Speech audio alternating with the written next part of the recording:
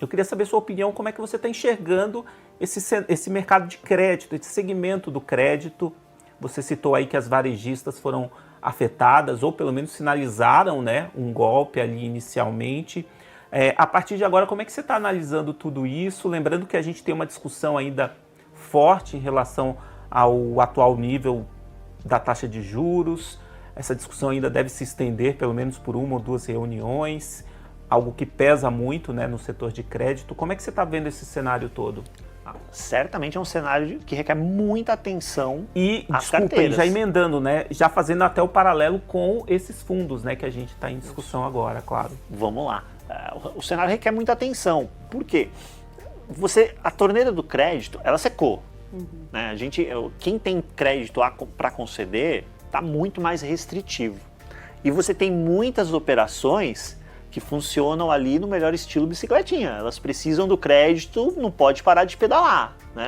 O crédito é parte relevante do negócio. Quando você tira essa peça da engrenagem, você tirou o pedal, a bicicleta parou, caiu. Então a gente fica muito atento a essa questão de crédito.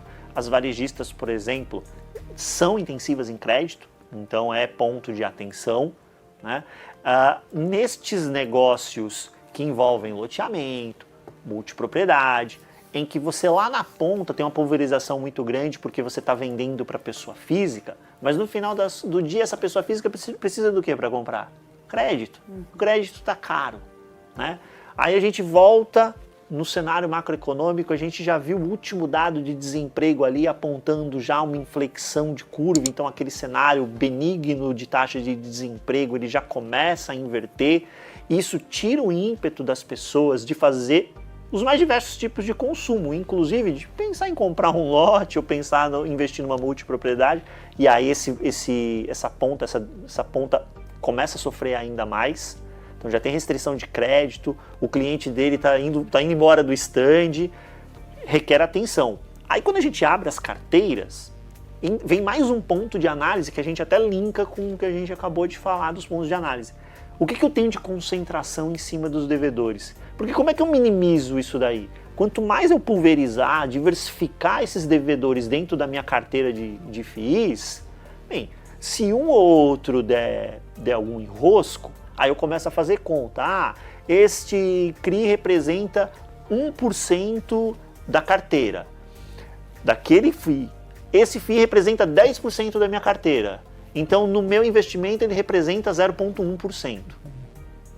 E eu não perco a noite por conta de 0,1% do meu investimento. Espero que as pessoas que estão assistindo também não percam sono por conta disso. Por isso que é importante diversificar. Agora, tem que fazer uma análise genuína, porque esses eventos da última semana mostraram o quanto isso é importante, porque você abrir a carteira desses fundos, nenhum CRI representava 10% da carteira. Mas quando apareceu lá o problema com a empresa, que você fez a conta toda, 2 dígitos, né? 10% em um, o pessoal do Clube FII fez um trabalho maravilhoso de levantamento, né? Mas por quê? Porque você tinha várias operações com o mesmo risco lá na ponta. Né? Aquilo que eu falei da série Senior Mezanino, o fundo tinha as duas. Ele tinha as duas. Né? Então quando você vai fazer essa análise, você tem que ir juntando esses percentuais para ver o quanto você está exposto. Então, o cenário de crédito está difícil, isso diminui o ímpeto dessa turma vender, né? Lote, multipropriedade, etc. O cenário de crédito está ruim para eles captarem, para eles até reestruturarem a operação. Você, investidor, tem que ser cauteloso. Na tua parcela que já está high yield ali na carteira, dá uma olhadinha quanto você está exposto a cada um desses CNPJs. Interessante. Ricardo Figueiredo, você citou a questão do segmento de multipropriedades, inclusive. Também é um ponto que merece atenção do investidor na hora de identificar um fundo mais high yield, porque imagina uma concentração em um segmento mais arriscado, mais sensível a variações da economia, pode gerar algum susto, não? Sim. O Otto foi muito feliz no levantamento do segmento em que os CRIs estão expostos, porque isso é parte importante da análise, e eu diria que, inclusive, essa é uma parte da análise que, ali junto com as taxas, com tudo aquilo que a gente falou, se é subordinado, se é sênior ou mezanino, o relatório confessa. Ele vai lá e confessa, eu sou um high yield, eu sou um high yield, eu sou um high yield. Né? Então, quando você olha lá, muita exposição em multipropriedade, loteamento, porque o que você encontra nesse perfil de CRI? Taxas mais elevadas, você vai ver maior incidência de séries subordinadas e séries mezanino. Né? Normalmente são negócios que estão em regiões, né, mais afastadas do eixo, que tem mais acesso ao crédito tradicional.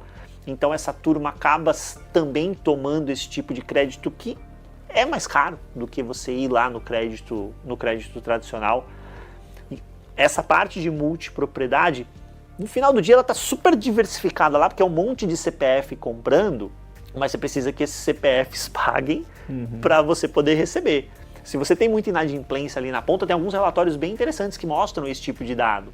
Então você olha assim, inadimplência 12 meses. Inadimplência 12 meses está em 5% da carteira, que é um tanto quanto controlado. Mas na ponta, 35% de inadimplência. É alto, é elevadíssimo. Né? Então você tem que observar que nesses tipos de loteamento, multipropriedade, você está estruturalmente correndo mais risco. Não tem problema nenhum, não estou dizendo que não é para você comprar esse tipo de fundo. Mas você precisa mensurar qual é o tamanho dessa fatia na tua carteira. Primeiro, saber se você está disposto a correr esse tipo de risco. Dimensiona um tamanho e faz a melhor diversificação possível que você conseguir.